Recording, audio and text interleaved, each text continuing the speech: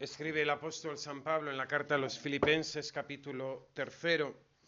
Hermanos, con lágrimas en los ojos, os pido, sed imitadores míos, porque andan muchos como enemigos de la cruz de Cristo.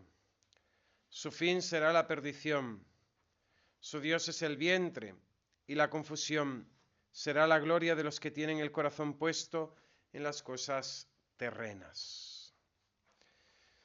Son muchos enemigos de la cruz de Cristo, ¿no? Para los cuales su Dios es el vientre, ¿no? Vamos a aplicar estas palabras al pecado de la gula, aunque el apóstol San Pablo cuando se refiere a la práctica judía, ¿no? De todo el tema de los alimentos prohibidos, ¿no? Como cuando dice su gloria son sus vergüenzas, ¿no? Con respecto a la práctica de la circuncisión. Ese es el sentido literal del texto, ¿no? Que nosotros normalmente lo aplicamos con el tema de el Dios, el vientre, ¿no? Comamos y bebamos, que mañana moriremos, ¿no? Que es ese dicho antiguo que está citado en la misma Sagrada Escritura, ¿no? Su término será la perdición. Ahí el fin, ¿no? Terrible, la gravedad y consecuencias de este pecado, ¿no? Perseverad firmes en el Señor. De hecho, podemos distinguir a los hombres entre aquellos que trabajan para vivir, aquellos que viven para comer y beber, y aquellos que solamente comen y beben para gozar. Hombres que trabajan para vivir. El trabajo es ley impuesta por Dios nuestro Señor a nuestra naturaleza. Al trabajar cumplimos con la voluntad divina. Pero, lógicamente, es muy distinto, ¿no? El vivir para trabajar, el trabajar para vivir, que el trabajar para comer y beber, ¿no? Siendo esta una necesidad que nos iguala pues a los mismos animales, ¿no? Hay estos hombres que viven para comer y beber solamente. Esfuerzos a veces sobrehumanos para conseguir un sueldo que termine en una comida suculenta, ¿no? Tanta gente que está encegada, ¿no? Con el tema del vientre, ¿no? Hoy todavía pues mucho más, ¿no? En una sociedad que ha perdido el temor de Dios, que ha olvidado a Dios, que no practica la virtud de la templanza y que está continuamente consagrada a lo que lícitamente no es mal, no está mal juzgado, ¿no? El comer en buenos restaurantes, el comer buenos manjares, el sentarse a buenas mesas, ¿no? Es como, vamos a decir, una religión de cierto ambientillo, vamos a decir, social, cultural, de hombres sin religión, pero que han convertido el comer y el beber en una religión, ¿no? Preocupación absorbente de muchos. ¿Qué vamos a comer? Para muchos cabe una sonrisa de perdón y misericordia, porque desconocen, ¿no?, las cosas de Dios. Son excusables, pero están en el camino del pecado, ¿no? Y después un tercer grupo de hombres que solamente están para comer y beber, ¿no? Viven para comer y beber y ello para disfrutar, ¿no? Son innumerables, ponen prácticamente su fin último en la comida y en la bebida. Todo gira en torno a esta preocupación. El pecado de gula, fuera de equívocos, es pecado. Es pecado. No queremos decir que el deleite en el alimento y en la bebida sean malos. Dios ha puesto en la comida cierto placer, pero no se debe buscar el placer en la comida. Pasa lo mismo que con el sexto mandamiento. Dios ha acompañado la realidad de la procreación con un cierto placer, pero no es el placer el fin, sino que Dios ha acompañado eso, lo da como acompañante a una acción. La acción de la alimentación es pues obtener para nuestro cuerpo lo necesario para la supervivencia, ¿no? Dios le asignó una finalidad, garantizar la función nutritiva en orden a la conservación del individuo. Por eso, este placer dice de suyo perfección, y no sentirlo equivale a una deformidad fisiopsicológica, ¿no? Es decir, todos más o menos experimentamos cierto placer, complacencia en el hábito de comer y de beber, y no es malo. La cuestión es buscar ese placer a través de la comida como un medio. La comida es un medio para sobrevivir. El placer que Dios nos otorga viene como adjunto, ¿no? Pero no es el fin por el que tenemos que comer, ¿no? En esto consiste la verdad del pecado de gula. Sucede frecuentemente que el apetito sensitivo se sustrae al control de la razón, traspasa la línea que ella define y profana las normas o dictámenes que señala. Y esto y ese pasar los límites de la razón o conciencia en el comer o beber por deleite es precisamente el pecado de gula, ¿no? Con qué facilidad y frecuencia se comete. Son muchos, dice el apóstol San Pablo, para quienes Dios es su vientre, o el vientre es Dios, o la comida se ha convertido en Dios. Y si Dios es la norma suprema de toda actividad moral, para estos hombres su vientre debe ser, y de hecho es, la norma que justifica tantas preocupaciones por el alimento y la bebida, tantas injusticias, acaso robos, para obtener el dinero que nos proporcione ese placer, saciar nuestro apetito sensitivo, ¿no? Se incurre en este pecado ¿cuándo?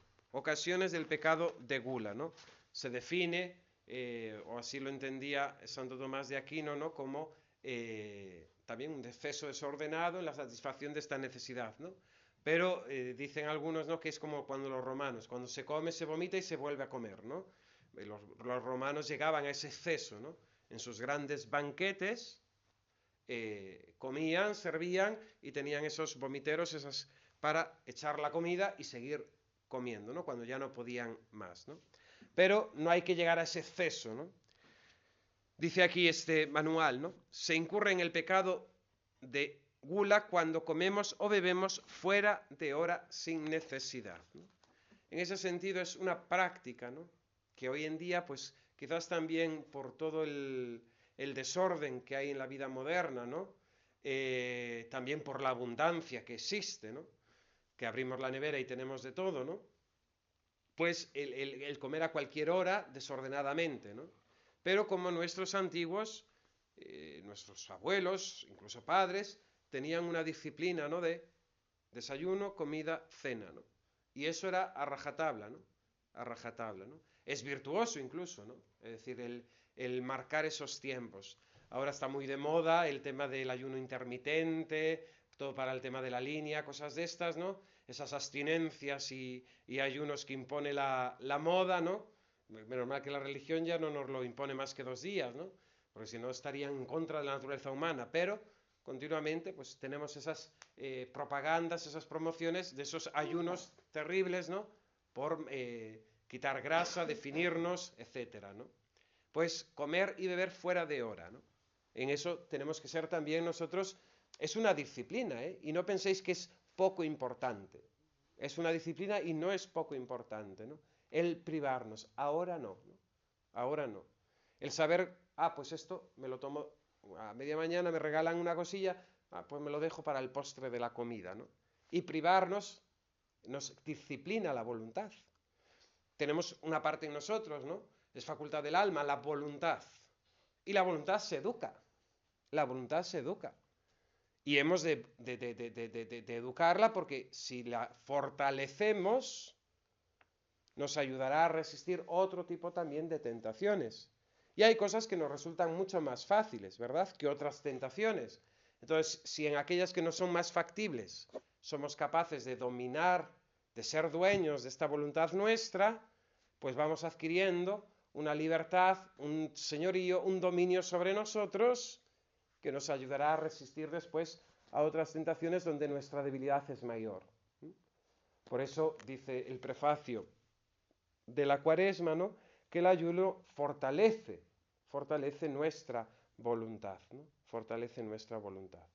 Y los santos llegaron a ser santos porque hicieron penitencia, porque ayunaron, porque fueron rígidos, aunque no nos guste ese término, fueron rígidos en la práctica de la virtud, ¿no? En la práctica de la virtud. Cuando exigimos y ponemos una mesa suntuosa, ¿no? Pensemos pues muchas veces ciertas psicologías, ciertas personas que no les sirve cualquier cosa, ¿no? Que desprecian ciertas comidas, ciertos alimentos o quieren, ¿no?, la exquisitez de ciertas cosas, ¿no? Eso también existe, ¿no? o de una forma desproporcionada, ¿no? Ahora en Navidad, que es una cosa terrible, ¿no? Bueno, ahora dicen que la noche buena, la cena va a ser huevos, ¿no? Que están muy caros, ¿no? Que han explotado mucho dinero. Pero vemos cuánta superficialidad y al mismo tiempo cuánta falta, ¿no? de sentido común, ¿no? De comer por comer, de comer por comer, sabiendo que nuestro cuerpo es un tirano, siempre va a pedir más, siempre va a pedir más, ¿no? Decía San José María Escrivá de Balaguer que no habría que levantarse nunca de la mesa sin habernos privado de algo, ¿no? Sin habernos privado de algo, ¿no? Cuando bebemos o bebemos excesivamente, ¿no? Y en ese sentido sabemos que comemos o bebemos excesivamente cuando comemos aquello que no necesitamos, aquello que no necesitamos. Y bien sabemos que incluso para la salud de nuestro cuerpo no nos conviene comer demasiado, no nos conviene beber demasiado, sino la justa medida, ¿no? Lo hacemos con demasiado ardor, ¿no? Nos tiramos al plato de la comida, ¿no? O comemos con ansia, ¿no? Con ansia. Pecamos de gula cuando exigimos demasiado refinamiento o inducimos a otros a hacer lo mismo, ¿no?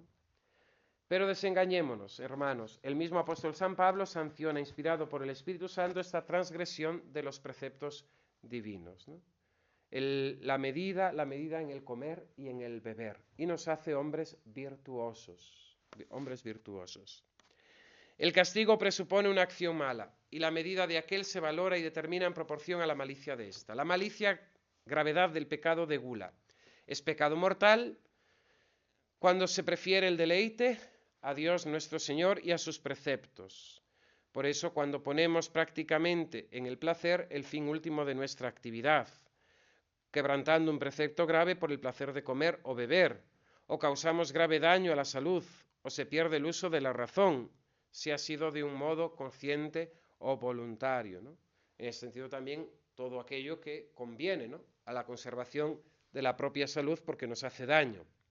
Es pecado venial cuando nos extralimitamos levemente en el comer y el beber.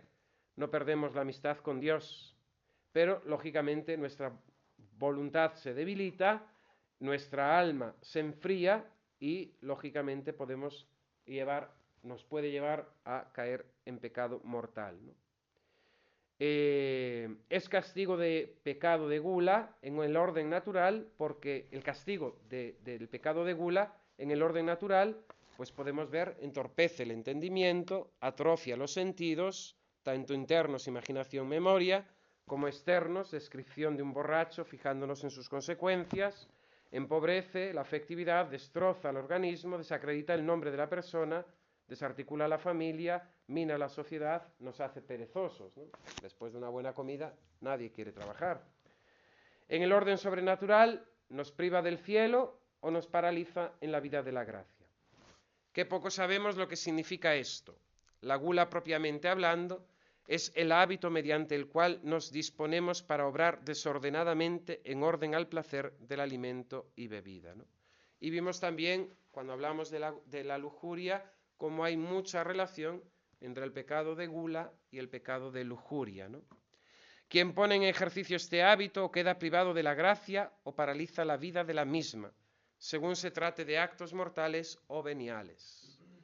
Por eso, si hemos tenido alguna vez la desgracia de cometer ese pecado de gula o de adquirir este vicio, hemos de pedir al Señor perdón y hemos de proponernos, ¿no? Ser hombres de verdad en la práctica de la virtud, en la práctica de la templanza, ¿no?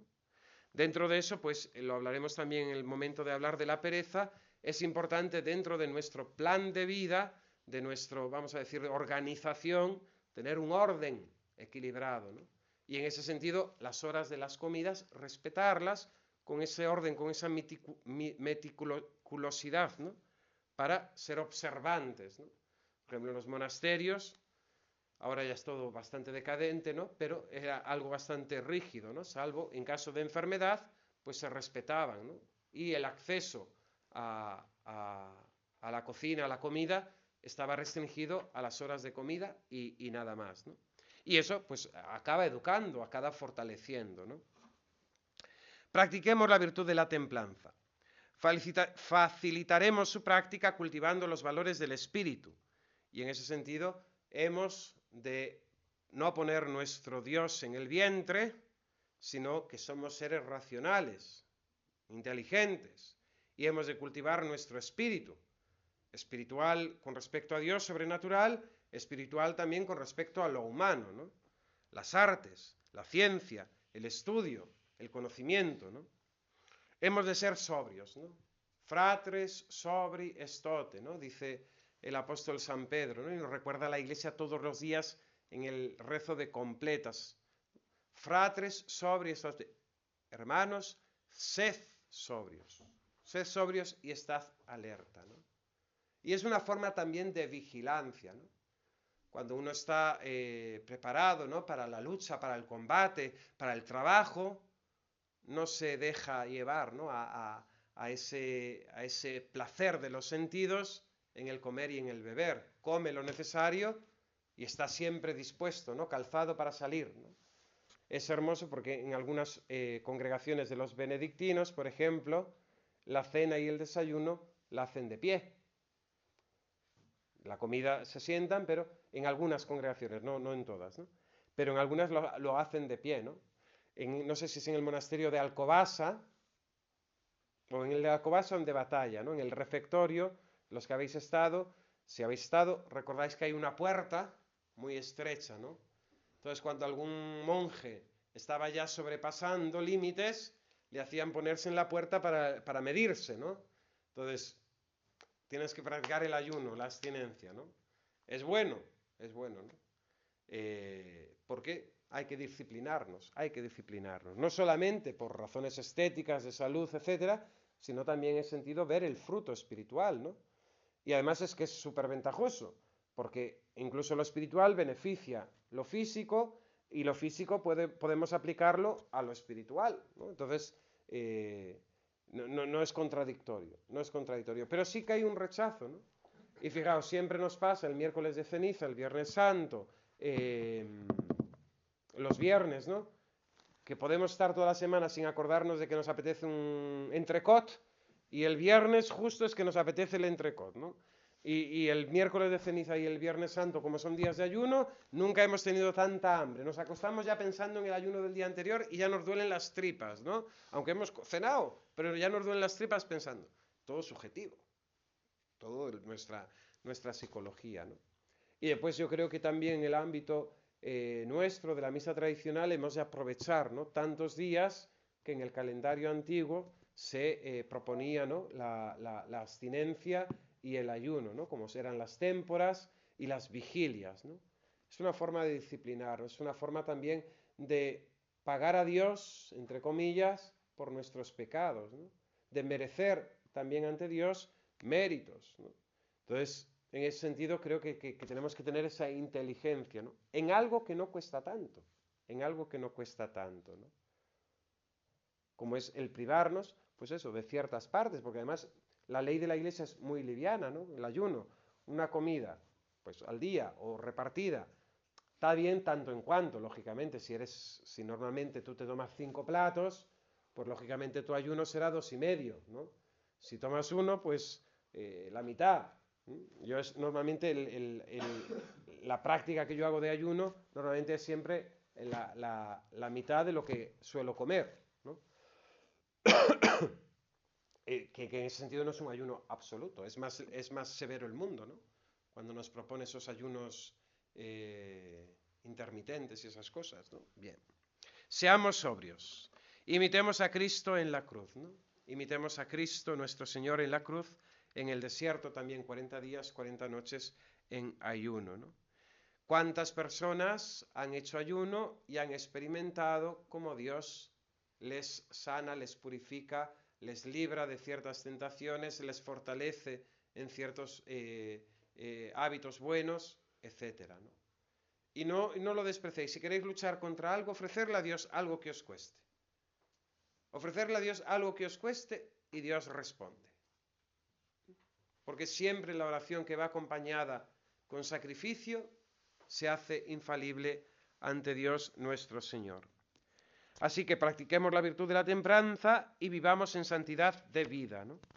Dice el apóstol San Pablo en la carta a los Filipenses: dando al olvido de lo que ya queda atrás, me lanzo en persecución de aquello que me queda por delante. Corro hacia la meta, hacia el galardón de la soberana vocación de Cristo, de Dios en Cristo Jesús, ¿no? Eso tan bonito, ¿no?, que vio Santa Teresa con respecto a San Pedro de Alcántara, ¿no? Ese hombre austerísimo, penitente, como el que más, ¿no?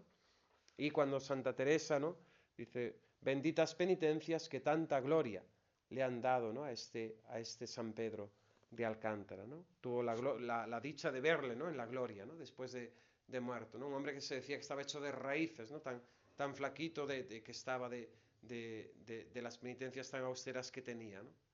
Y Santa Teresa tuvo la dicha de poderle ver en la gloria, ¿no?, en la gloria. Gula espiritual. En la noche oscura, San Juan de la Cruz. Puede ser también un vicio espiritual. Muchos, engolosinados con el sabor y gusto que hayan en los ejercicios espirituales, procuran más el sabor del espíritu que la pureza y la discreción de él, que es lo que Dios mira y acepta en todo el camino espiritual. Se quedan en el gusto más que en agradar a Dios nuestro Señor, ¿no? Se quedan en el gusto de la cosa realizada. Algunos se matan en penitencias, otros se debilitan en ayunos, haciendo más de lo que su flaqueza sufre, sin orden y consejo, ¿no?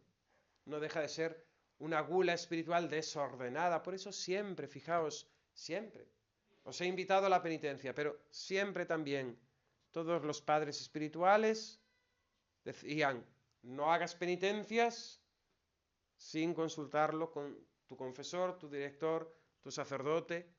Es decir, esa discreción, ¿no? ¿Por qué? Porque puede haber esta gula espiritual también, en el gusto que hallamos en esos ejercicios, como también en el desorden que había, ¿no? Normalmente cuando uno también se convierte, el fervor de la conversión, pues le lleva, ¿no?, a veces a ciertos excesos, ¿no?, a ciertos excesos. Estos son imperfectísimos, dice San Juan de la Cruz, gente sin razón, que posponen la sujeción y obediencia, que es penitencia de razón y discreción, y por eso es para Dios más acepto y gustoso sacrificio que todos los demás, a la penitencia corporal, que dejada esta otra parte, no es más que penitencia de bestias, a que también como bestias se mueven por el apetito y gusto que allí hallan, en lo cual por cuanto todos los extremos son viciosos, y en esta manera de proceder estos hacen su voluntad, antes van creciendo en vicios que en virtudes, porque por lo menos ya en esta manera adquieren gula espiritual y soberbia, pues no va en obediencia lo que hacen. Van llevándose por la soberbia espiritual y por la gula espiritual. Entonces, en ese sentido también tener, siempre que uno se plantee unas ciertas penitencias que salen de lo normal, a desconsultar, a tener la humildad de consultarlo al director espiritual, ¿no? Y sobre todo distinguir, ¿no?, esas penitencias que ya nos vienen con la vida, ¿no?, o aquellas penitencias que son más virtuosas, ¿no?, como puede ser la mortificación de la palabra, la mortificación de la vista, ¿no? Esa es más difícil a veces que la mortificación material de comer o de beber, que nos cuesta menos.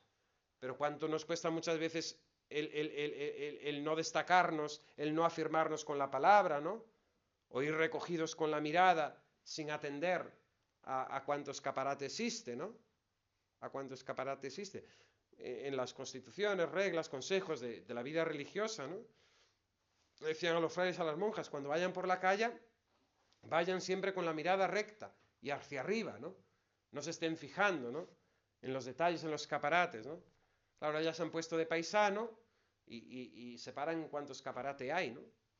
Claro, buscando la mundanidad, buscando la mundanidad. Y aquel que busca, encuentra. Y aquel que busca, encuentra, ¿no? Bien. Veréis a muchos de estos, dice San Juan de la Cruz, muy porfiados con sus maestros espirituales, porque les conceden lo que quieren, y allá medio por fuerza lo sacan, y si no se entristecen como niños, y andan de mala gana, y les parece que no sirven a Dios cuando no les dejan hacer lo que querrían, ¿no?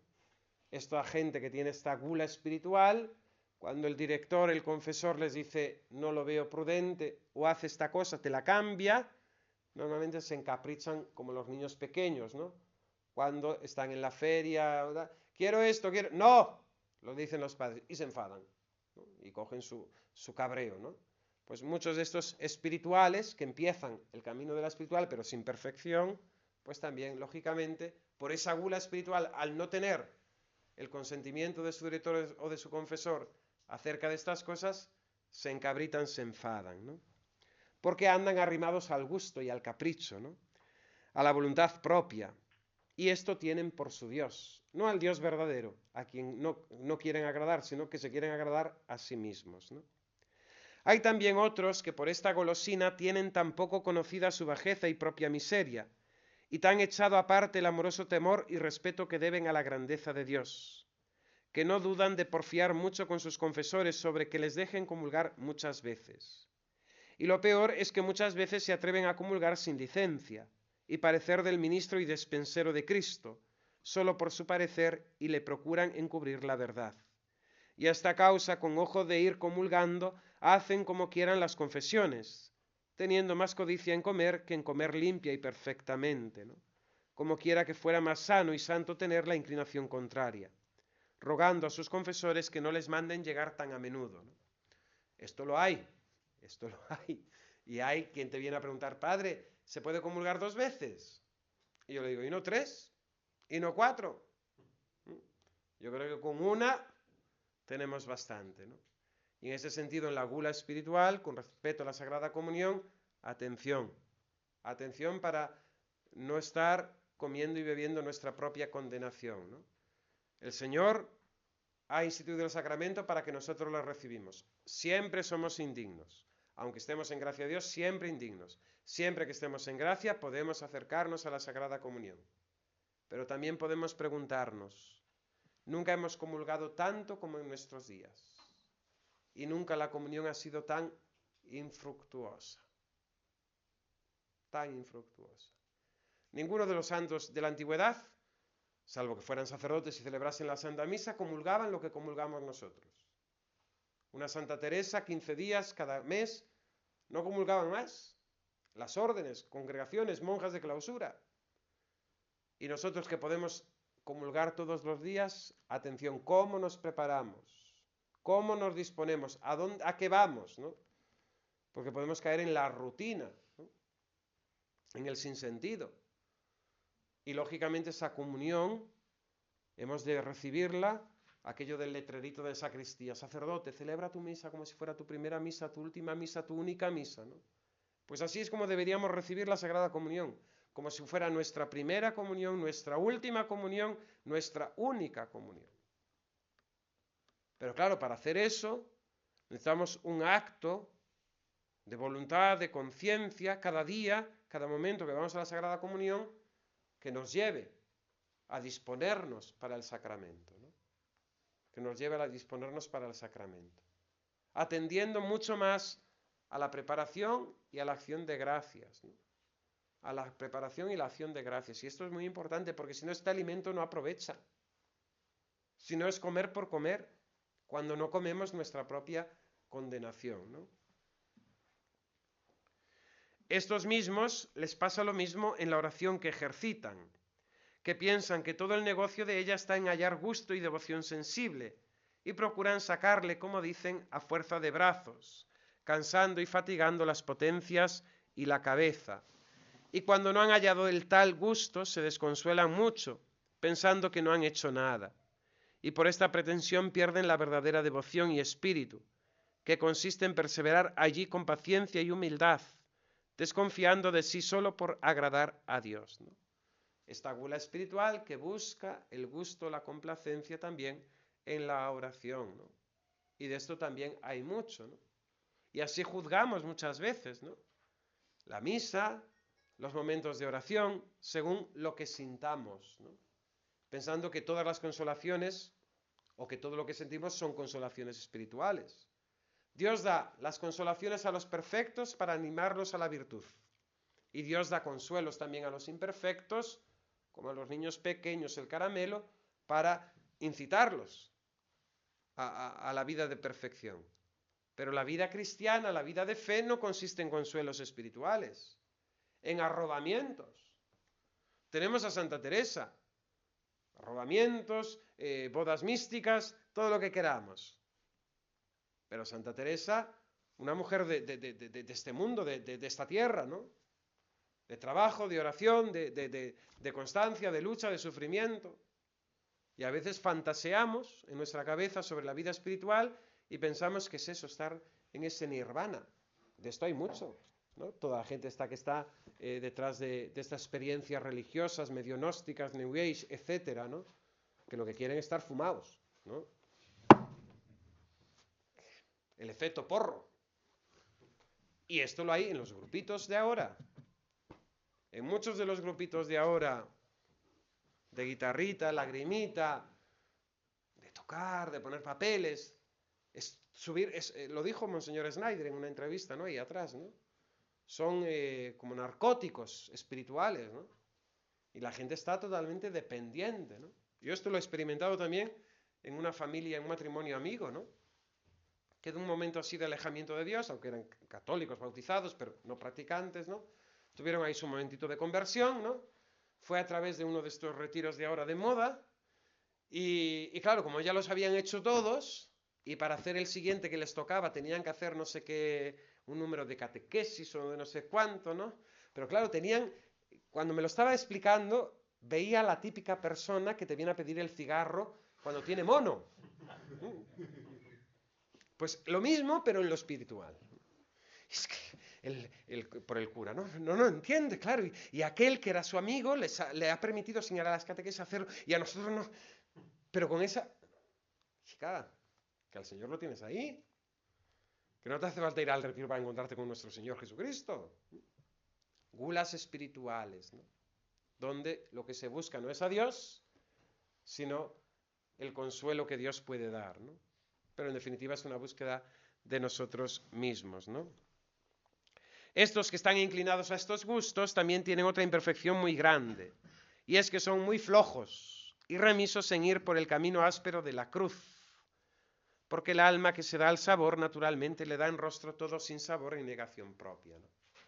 Normalmente estos que se dejan llevar por la gula espiritual, cuando llega la prueba, la dificultad, el sacrificio, las noches oscuras, las purgaciones que el Señor pueda permitir, están totalmente hundidos.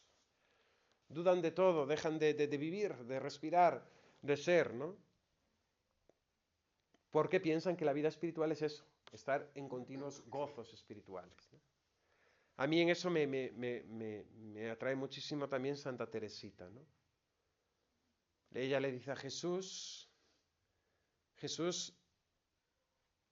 no me importa que en cierto momento me abandones. Y como el niño que deja tirada la pelota en una esquina de la habitación, allí me tengas, ¿no? Vivir de fe, vivir de fe. Vivir de fe es muy duro. Solo de fe, sin gustos espirituales. Eso es para almas muy fuertes, muy grandes. Santa Teresita es una de ellas, ¿no? No te pido consuelos, ¿no? Lo del ve ante mis ojos, ¿no? Como dice la estrofilla. No quiero contentos, ¿no? Que las almas que esto tienen, todos son tormentos. Vamos buscando contentos, pero no nos damos cuenta que después todos son tormentos, ¿no? Porque también a la medida que Dios da gracias, el de los cuernos viene después a temblar. Fijaos, Santa Teresa de Jesús, cuánto espanto tiene, ¿no? A que lo que sienta, lo que ve en la oración, lo que el Señor le hace, sea del demonio. Por eso va siempre a la obediencia, a los prelados, ¿no? A preguntar, a confiar. Santa Bernardita, ¿verdad? En Lourdes, ¿no? Que en la segunda aparición lleva agua bendita, ¿no? Porque piensa que puede ser el maligno, ¿no? Que el maligno se disfraza como ángel de luz, y hemos de saber descubrirlo, ¿no? Tienen estos otras muchas imperfecciones, que de aquí les nacen, las cuales el Señor a tiempos les cura con tentaciones, sequedades y otros trabajos, que todo es parte de la noche oscura, de las cuales, por no me alargar, no quiero tratar aquí más, sino solo decir que la sobriedad y templanza espiritual lleva otro temple muy diferente de mortificación, temor y sujeción en todas sus cosas, echando de ver que no está la perdición y valor de las cosas en la multitud y gusto de las obras, sino en saberse negar a sí mismo en ellas, lo cual ellos han de procurar hacer cuanto pudieren de su parte, hasta que Dios quiera purificarlos, de hecho, entrándolos en la noche oscura, a la cual por llegar me voy, dando prisa con estas imperfecciones. Te damos gracias, Señor, por el beneficio recibido de tu mano generosa por Jesucristo nuestro Señor. Amén. Gloria al Padre, y al Hijo, y al Espíritu Santo. Ave María Purísima.